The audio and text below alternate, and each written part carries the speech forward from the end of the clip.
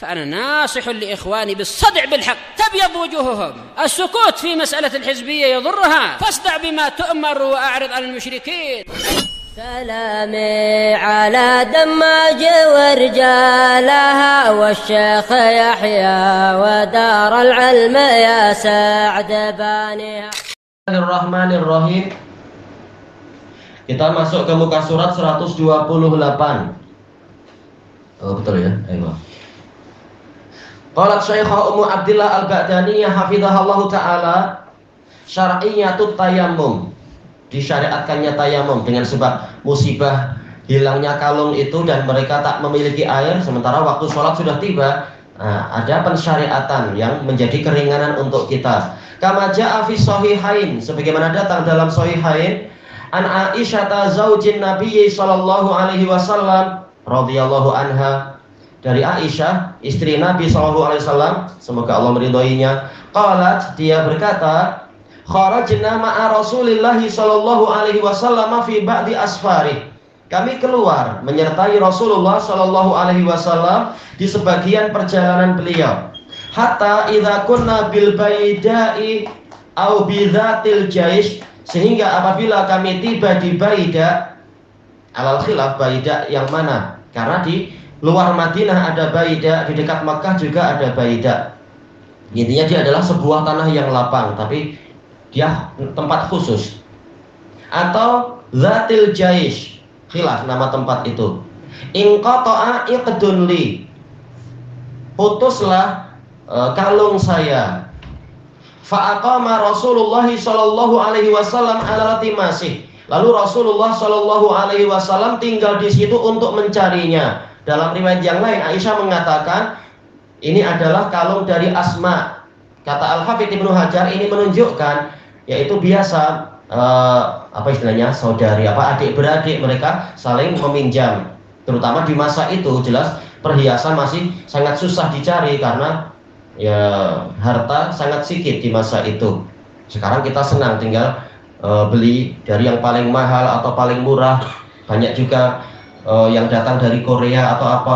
Jelas semuanya lebih cantik daripada kalung-kalung di zaman Nabi yang dipakai oleh para sahabiat. Tapi mereka berhias semampunya, emang itu yang dimampui, kasihan. Fa'aqama Rasulullah sallallahu alaihi wasallam ala timasih. Lalu Rasulullah sallallahu alaihi wasallam tetap tinggal di situ untuk mencarinya. Kata Al-Hafidz, ini menunjukkan yaitu tidak boleh menyia-nyiakan harta walaupun dia murah. Karena disebutkan dalam riwayat yang lain, kalungnya itu terbuat dari kuku hewan. Ada sedikit mengkilat tapi ya sederhana sekali. Orang sekarang mungkin banyak yang tak suka kecuali kalau nampak indah. Tapi apa, walaupun dia sederhana, kata Al-Hafidz, Rasulullah mencontohkan untuk tidak menyia-nyiakan harta tadi, maka dicari itu. Sampai apa, menghentikan seluruh pasukan demi mencari barang tadi. Wa aqaman nasu ma'ah, orang-orang tinggal bersama beliau di situ untuk turut membantu mencari. Walaisu alama, dan mereka tidak ada di atas air, yaitu mereka tidak berhenti di semacam oasis dan sebagainya. Dalam riwayat yang lain, walaisa ma'ahum ma, mereka juga tidak disertai air. Fa'atan nasu ila Abi Bakrin as-Siddiq, lalu orang-orang mendatangi Abu Bakar as-Siddiq. Faqalu, mereka mengatakan, ala tarama sona'at Aisyah, apakah anda tidak melihat apa yang diperbuat oleh Aisyah? Aqamat bi Rasulillahi sallallahu alaihi wasallam wan nas, dia menyebabkan Rasulullah dan orang-orang berhenti di sini dalam keadaan apa? Walaisu alama, dalam keadaan mereka tidak ada di atas air. Ya, ini tempat yang tidak sesuai. Kita akan kesulitan nanti. Walaisa ma'ahum ma, mereka juga tidak disertai oleh air. Mungkin apa? Perbekalannya sudah sangat menipis. Faja'a Abu Bakrin wa Rasulullah sallallahu alaihi wasallam wadi'un ra'sahu ala fakhidhi. Lalu datanglah Abu Bakar, boleh jadi apa? Pergi ke kemahnya Nabi sallallahu alaihi wasallam. Dalam keadaan Rasulullah sallallahu alaihi wasallam meletakkan kepala beliau di atas paha saya. Qatnam, beliau tidur. Faqal, lalu Abu Bakar berkata kepada anaknya itu, habasti Rasulullah sallallahu alaihi wasallam wan nas, engkau telah menahan Rasulullah dan orang-orang. Walaisu alama walaisa ma'ahum ma. Mereka tidak ada di atas air dan mereka juga tidak membawa air. Faqalat Aisyah fa'atabani Abu Bakar. Aisyah mengatakan Abu Bakar mengkritik saya, mencela. Wa qala ma sya'allahu ayyaqul. Dia mengatakan apa yang Allah kehendaki untuk dia katakan, entah apa aja. Namanya apa? Ayah sedang bebel-bebel, sedang menggerutu, ini bisa bilang kepada anaknya. Tayyib wa ja'ala yata'ununi biyadihi fi khasirati. Lalu mulailah dia menusuk khasirah itu mana? Pinggang itu ya, sisi badan itu dengan tangannya. Mungkin apa? Geram. Ini engkau menyusahkan banyak orang. Ayah sedang geram pada anaknya, sedang bengang, jengkel. Fala yamna'uni minat taharruk. Tidak ada yang menghalangi saya untuk bergerak illa makanu Rasulullah sallallahu alaihi wasallam ala fakhidhi, kecuali posisi Rasulullah SAW yang ada di paha saya. Mungkin apa? Tekanan jari bapaknya kuat. Harusnya dia tertolak atau bergerak kemana, tapi tak mampu karena Rasulullah sedang wajib dijaga sekarang biar beliau tidak terbangun. Faqama Rasulullah SAW hina asbah. Lalu Rasulullah SAW bangun ketika masuk waktu subuh. Ala ghairi ma, dalam keadaan tidak ada air. Fa'anzalallahu ayatat tayammum. Lalu Allah menurunkan ayat tayammum. Fatayammamu. Kemudian orang-orang pun bertayamum. Ini al-faraj ba'da syiddah, kelonggaran setelah adanya kesulitan. Allah memberikan kabar gembira, ada ibadah yang lebih ringan sebagai pengganti apabila situasinya seperti itu. Faqala Usaid ibnu Hudayr radhiyallahu an, sahabat yang ma'ruf memiliki karomah-karomah itu juga, Al-Ansori. Ma hiya bi awwali barakatikum ya ala Abi Bakar. Ini bukanlah keberkahan kalian yang pertama, wahai keluarga Abu Bakar.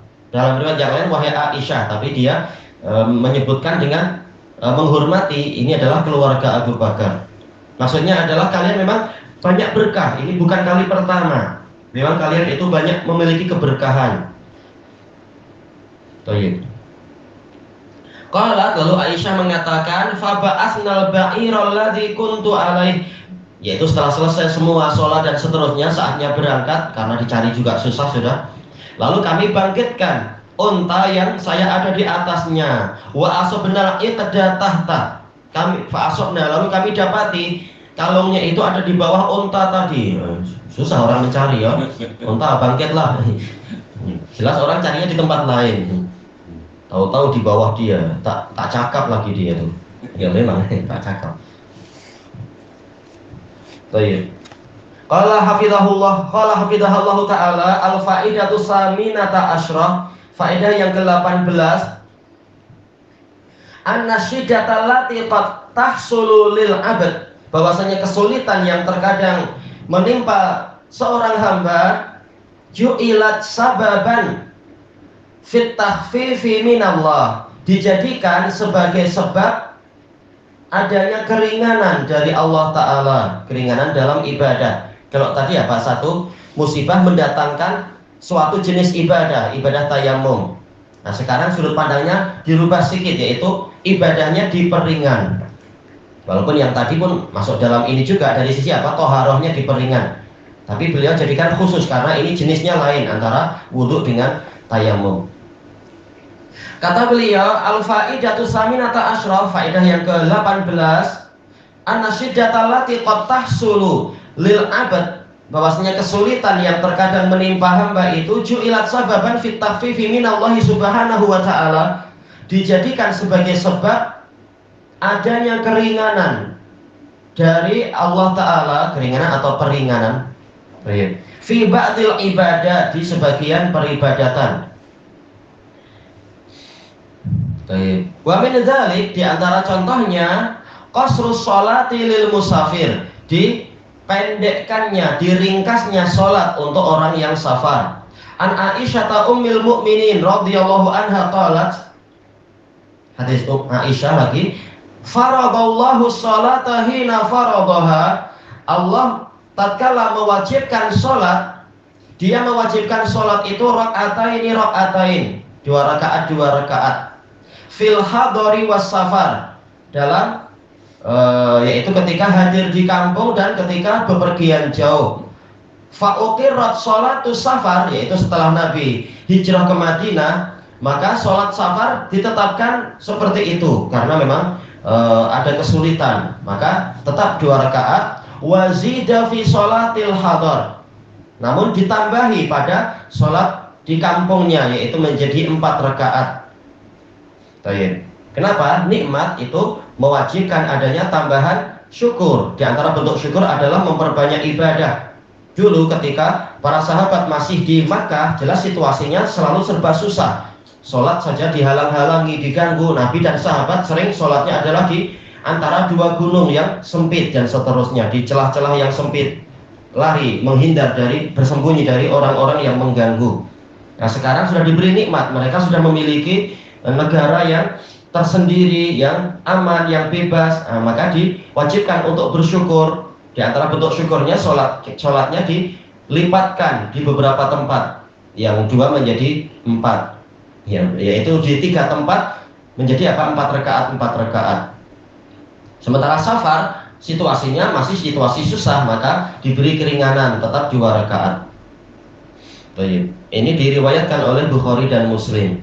Kemudian yang kedua, jawazul fitr fi Ramadan, bolehnya berbuka di hari-hari Ramadan itu lil maridi wal musafir, untuk orang yang sakit dan untuk orang yang safar. Baik. Demikian pula untuk wanita yang menyusui dan yang hamil. Qala Allah Ta'ala ayyaman ma'dudat, puasa itu hanyalah di hari-hari yang berbilang saja. Ma'dudat maksud ini adalah litaklil. Ini jam'u qillah. Asal ma'dudat ini menunjukkan dia 10 atau kurang dari itu. Padahal kita tahu puasa itu 29 atau 30 hari. Tetapi kenapa Allah menggunakan pola jam'u qillah? Menunjukkan ini sedikit dibandingkan dengan kehidupan kita setahun itu 354 hari kalau ikut tahun apa itu Hijri, tahun Qamari. Ini puasa adalah hari-hari yang sedikit saja, itu pun bukan 24 jam. Faman kana minkum maridon aw ala safar, lalu diberi keringanan lagi. Setelah tadi hanya puasa itu hanya hari-hari sedikit. Kemudian barang siapa dari kalian sakit atau di atas suatu perjalanan yang jauh, fa'iddatun min ayyamin ukhar, ada fi'il yang tersembunyi, takdirnya fa'aftar, lalu dia berbuka, maka gantinya adalah bilangan di hari yang lain. Wa an Anas bin Malik radhiyallahu anhu qala kunna nusafiru ma'an nabiyyi sallallahu alaihi wasallam. Dari Anas radhiyallahu anhu yang mengatakan, kami sering bepergian bersama Nabi sallallahu alaihi wasallam. Falam ya'ibis shaimu 'alal muftir, lalu yang puasa tidak mencela orang yang berbuka, walal muftiru 'ala shaim, yang berbuka juga tidak mencela orang yang berpuasa. Menunjukkan ini boleh puasa, boleh juga tidak puasa dalam situasi safar. Baik. Ilahuna wallahu a'lam.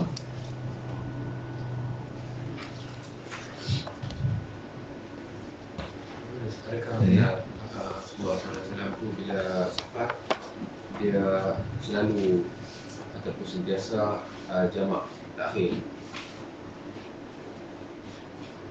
Wallahu a'lam. Kalau berdasarkan hadis Anas, kalau Rasulullah SAW menyegerakan safar sebelum waktu sholat yang pertama, maka beliau mengadakan jamak takhir. Tapi kalau beliau melambatkan perjalanan sehingga yaitu memperkirakan kita mulainya nanti aja setelah zuhur, maka beliau melakukan jamak takdim, menyelesaikan sholat dulu. Walaupun ini boleh, walaupun kita sholatnya walaupun kita berangkatnya setelah zuhur misalkan, boleh juga kita akhirkan sampai nanti jamak takhir. Masalah boleh ini, boleh itu. Cuma para ulama mengatakan memang seringnya Rasulullah mengakhirkan dari prakteknya. Tapi masalah boleh. Mau ini mau itu. Cuma memang bagusnya segera menyelesaikan ya. Karena boleh jadi nanti kalau di akhir-akhir kita keletihan atau tahu-tahu kesulitan. Memang kalau boleh selesai lebih cepat lebih bagus. Contoh kalau kita di sini lagi, kita di zuhur di sini lagi, kita mau bertolak asar, jumpa asar mungkin. Kita boleh dah untuk zuhur 2 rakaat di sini. Tapi belum lagi, kena keluar dulu. Seseorang dihukumi musafir adalah apabila dia sudah meninggalkan kampungnya dan tidak melihat lagi ujung-ujung bangunan rumah-rumah kampungnya. Nah, itu baru masuk kepada hukum safar. Menurut pendapat yang rajih demikian. Jadi seseorang karena apa? Ayat-ayat dan hadis membicarakan masalah itu dalam hukum safar, bukan niat safar. Kalau niat mungkin sejak malam kita sudah ada niat, tapi belum dikatakan musafir, maka belum dapat keringanan menurut pendapat yang rajih. Wallahu a'lam. Makanya yang sebagian ulama yang mengatakan bahkan walaupun niat tapi belum mulai, tak mengapa. Dibantah oleh ulama yang lain, gimana kalau kita sudah merancang 3 hari sebelumnya? Wah, sedap. Sudah ada niat safar ya udah. Makanya memang yang lebih baik untuk keselamatan adalah kalau kita memang sudah sebagai musafir baru mengambil keringanan itu. Iya. Bukan karena semata-mata niat safar. Itu kalau mulainya dari rumah sendiri istilahnya ya, bukan kita sudah berhenti di suatu tempat 2 hari misalkan. Nah, itu walaupun berhenti 2 hari, kalau kita masih sebagai musafir ya musafir, tak masalah.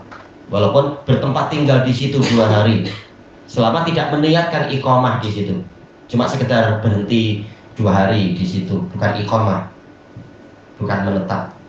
Musafir itu maksudnya keluar dari rumah atau keluar dari bukit? Dikatakan musafir kata para ulama adalah kalau di beberapa hadis yaitu tatkala dia sudah keluar kampung dan sudah tidak nampak rumah-rumah di kampungnya. Jadi kalau keluar dari batas kampung tapi masih baru 1 langkah, masih semuanya nampak, belum dikatakan musafir karena asal dari safar adalah perjalanan jauh. Ini masih belum jauh, baru beberapa langkah. Jadi, berarti mulai jadi musafir adalah kalau sudah apa itu? Sudah tak nampak itu bangunan-bangunan rumahnya itu. Itu kalau dalam masalah sholat. Adapun kalau masalah puasa, maka para ulama memberikan keringanan. Kalau emang betul-betul niatnya sangat kuat, memang hari ini saya mau safar, maka sebagian ulama membolehkan untuk sejak awal memang tidak puasa untuk hari itu. Yang lain mengatakan sebaiknya kita tunggu, kita puasa dulu. Nah, setelah kita agak jauh baru kita mengambil keringanan, yaitu membatalkan puasa tadi. Memang ini khilaf masalah itu. Tapi kalau untuk sholat, dohirnya yang tadi. Wallahu a'lam. Baik.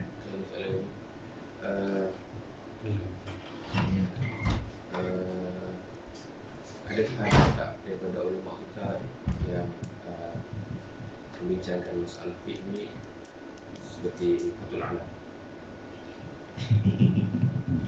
Ada lagi, adakah Abu Fairuz ni merindui kitab Fathul Alam? Tak. Adakah Abu Fairuz merindui kitab Fathul Alam? Tak. Allah dan Rasulnya dan manhaj salaf lebih kita cintai daripada orang yang menyimpan.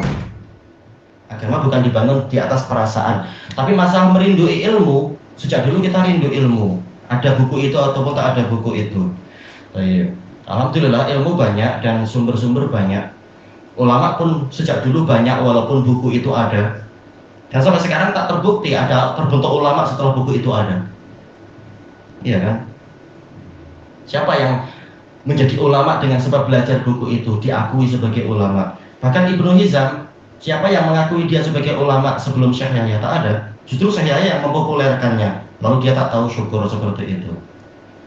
Jadi masalah kerinduan atau tak, jangankan rindu buku itu, yang lebih besar aja kita tak rindu kalau dia menyimpan.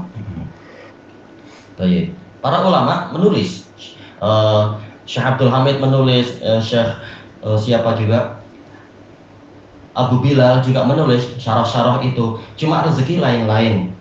Kalau orang ini dia memang dekat dengan Ridwan Butahan, memang dia pencetak buku, jadi boleh dikatakan senang untuk buku terbentuk dengan cepat. Sementara untuk Syekh Abdul Hamid dan Syekh Abu Bilal itu lambat karena yaitu masalah pencetakannya itu yang agak susah. Pembahasan Syekh Abdul Hamid panjang juga, cuma karena bukunya belum lengkap ya memang susah untuk kita kumpulkan sekarang, untuk kita mulai membaca itu misalkan, atau siapa yang membaca itu. Baik. Tapi alhamdulillah sebelum buku itu ada dulu di Damas pun ilmu-ilmu sudah tersebar luas dan banyak. Alhamdulillah. Antara sebab-sebab buku membacakan Fathul Alam adalah di sini ini sebelum ini. Ya karena memang dulu di Damas anak belajarnya itu. Selain dulu juga belajar sampai selesai dengan Syekh Yahya Subulus Salam. Cuma Fathul Alam jelas dia itu lebih luas. Kalau Subulus Salam cuma 2 jilid, 3 jilid saja. Sementara kalau Fathul Alam dia dulu 5 jilid kan dulunya itu. Dan juga pembahasan hadisiahnya lebih teliti, sehingga itu membantu kita untuk membacakan ke orang-orang dan seterusnya. Tetapi kita percaya pada Allah, wa in tatawallaw yastabdil qauman ghairakum tsumma la yakunu amsalakum. Kalau kalian berpaling, Allah akan mengganti kalian dengan kaum yang lain, lalu kaum yang lain itu tidak seperti kalian. Dulu ma'ruf kata para ulama, Abdul Hasan jauh lebih pandai daripada Abdurrahman Adani. Abdurrahman Adani sendiri diakui lebih pandai daripada Ibnu Hizam. Tapi setiap kali orang menyimpang, Allah akan datangkan ganti yang justru kita suka sama dia selama dia setia di atas kebenaran. Insya Allah setelah ini akan muncul lagi, dan itu lebih baik, lebih diberkahi, lebih lurus, asalkan orangnya istiqomah. Kalau tak istiqomah, ini bukan kali pertama sunatullah terjadi. Allah ganti dengan yang lain lagi, dan Allah tak kisah. Sahabat aja diancam, bagaimana orang macam kita tidak diancam? Allah mampu mendatangkan generasi yang lebih baik dari sahabat seandainya sahabat tidak istiqomah. Jadi kita tidak berbicara seperti seperti ucapan sebagian orang ketika Abdurrahman Adani mati langsung bilang, siapa lagi yang mampu mengajarkan Sahih Muslim, siapa yang mampu mengajarkan itu, ditulis di situ. Seakan-akan Allah tak mampu menghadirkan orang yang lebih baik dari dia. Juga ketika kemarin Ibnu Hizam sudah mulai nampak kebatilannya, orang santai. Ketika disebutkan para ulama kebatilannya, banyak yang protes. Siapa dari kalian yang mampu mendatangkan ini? Siapa dari kalian yang mampu menggantikan dia begini? Allah mampu, senang aja untuk mendatangkan generasi yang lebih baik dan lebih pandai dan lebih diberkahi dan seterusnya. Cuma terkadang waktu belum tepat saja istilahnya. Karena apa? Ya sibuk ngurusi orang macam kalian, kami tak maju-maju. Itu yang membuat susah.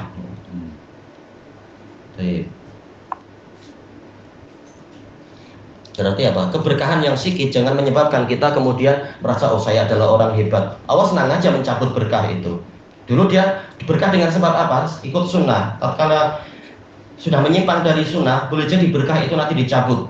Seperti dicabutnya orang-orang yang difuyus itu. Dulu di Damat hasil bukunya bagus-bagus. Sekarang begitu keluar dari kebenaran, mana buku-bukunya yang diberkahi, yang nampak ilmunya hebat dan seterusnya. Seperti juga si Mustafa Adawi, dulu bukunya kuat-kuat. Nah, setelah dia ikut Jam'iyat, sudah mulai melemah, sudah isi bukunya jadi kualitinya buruk. Seperti juga Abdul Qarnain, dulu sampai dia berbangga-bangga ketika masih di Indonesia dulu, ketika masih mungkin segar-segarnya pulang dari Yaman, dia berbangga, dia bilang sama kita, ini saya hafal 1000 hadis dengan sanadnya. Kalau saya sampaikan ke kalian, kalian akan bingung. Ini meremehkan orang.